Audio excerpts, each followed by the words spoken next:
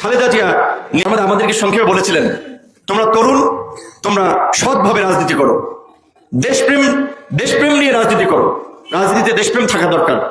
ইউনূসকে সহযোগিতা করো, ইউনূস ভালো লোক, এই লোক শব্দ ইউজ করেছে, ভালো লোক।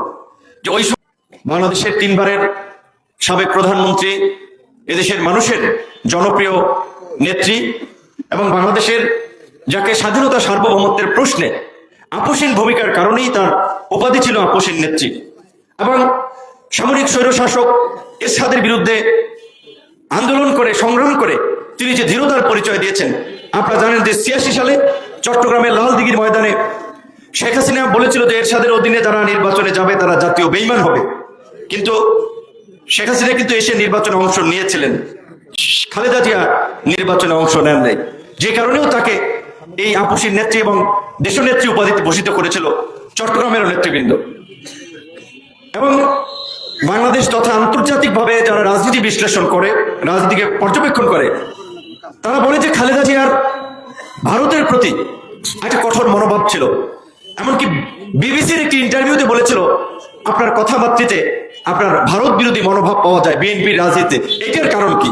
তিনি পরিষ্কারভাবেই বলেছেন যে বাংলাদেশের স্বাধীনতা সার্বভৌমত্ব এবং আমার দেশের মানুষের অধিকারের প্রশ্নে আমি কথা বলি, সেই কথা যদি কারো বিরুদ্ধে যায় তাহলে তো আমার কিছু বলার নাই।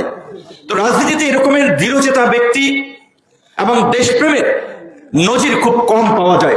ক্ষমতার প্রশ্নে অনেকেই আপোষ করেন, খালেদা জিয়াকে সেই ক্ষেত্রে দেখা যায়নি, যেই কারণে এদেশের ইসলামপন্থী জনগণ, সাধারণ জনগণ, আপনারা জানেন ইসলামী দলগুলো, জামাত আজকে আলাদা নির্বাচন করছে, কারণ জামাত যদি বিএনপির মধ্যে চলে আসতো তাহলে তো বিরোধী দল কারা হইতো দেশে।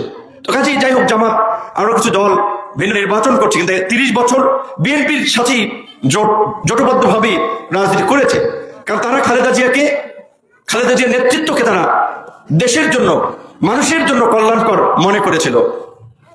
আমার সৌভাগ্য হয়েছিল 4 বারের মতো দেখা করার। আপনারা জানেন 5ই অগস্টের পরে আমরা হসপিটালে গিয়েছিলাম। তো আমি আমার সাধারণ সম্পাদক রাশেদ খান, যেহেতু অনেক মানুষ সে সময় তার দেখা করছিল, তার কাছে যাচ্ছিল, আমাদেরকে সংক্ষেপে বলেছিলেন, তোমরা তরুণ, তোমরা সৎভাবে রাজনীতি করো, দেশপ্রেম নিয়ে রাজনীতি করো, রাজনীতিতে দেশপ্রেম থাকা দরকার। ইউনূসকে সহযোগিতা করো, ইউনূস ভালো লোক, এই লোক শব্দ ইউজ করেছে, ভালো লোক। যে ওই সময় রাজনৈতিক মহলে যখন নানান ধরনের আলোচনা চলছে যে এটি জাতীয় সরকার হবে না ইন্টারিম গভর্নমেন্ট হবে না কি সরকার হবে, কয় মাসের জন্য হবে, এই সমস্ত আলাপ আলোচনা, তিনি কিন্তু, আমরা আন্দোলনের নেতৃত্বের সম্মুখ সারির নেতা ছিলাম, আমাদেরকে অনেক কিছু বলতে পারতেন ওইভাবে যে না, সরকারকে সহযোগিতা করে না, তাড়াতাড়ি নির্বাচন নিয়ে তোমরা সরকারে বসো। তিনি পরিষ্কারভাবে বলছেন যে ডক্টর ইউনূস ভালো লোক, তাকে সহযোগিতা করো, এবং দেশপ্রেম সততার কথা বলেছিলেন।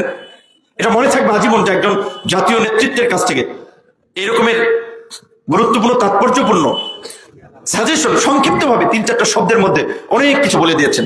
তারপরে সেনাকুঞ্জের প্রোগ্রামে সশস্ত্র বাহিনী দিবসে আমরা দেখা হয়েছিল 2 বার, এবং সত্যিকার অর্থে এটা আল্লাহর প্রতি কৃতজ্ঞ।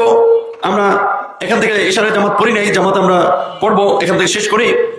আল্লাহ পাক কিছু উপলব্ধি করার সক্ষমতা আল্লাহ দিয়েছে, যে আপনারা দেখেছেন, বলেছিলাম যে 90% পতন হয়ে গেছে, 10% ধাক্কা দেন, ব্যাটে বলে কিন্তু মিলে গেছে।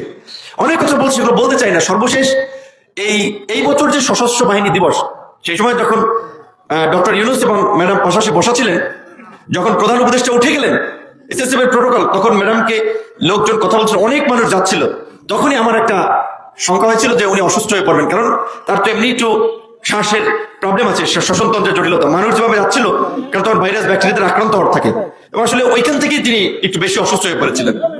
তারপর অনেকদিন আমাদের মাঝে বেঁচে ছিলেন, আমাদের যে দল মত নির্বিশেষে সব মানুষ দোয়া করেছেন, তার প্রতি সম্মান দেখিয়েছেন, এবং বাংলাদেশের রাজনীতিতে মৃত্যুর মধ্যে দিয়েও খালেদা জিয়া ইতিহাস সৃষ্টি করে গেছেন।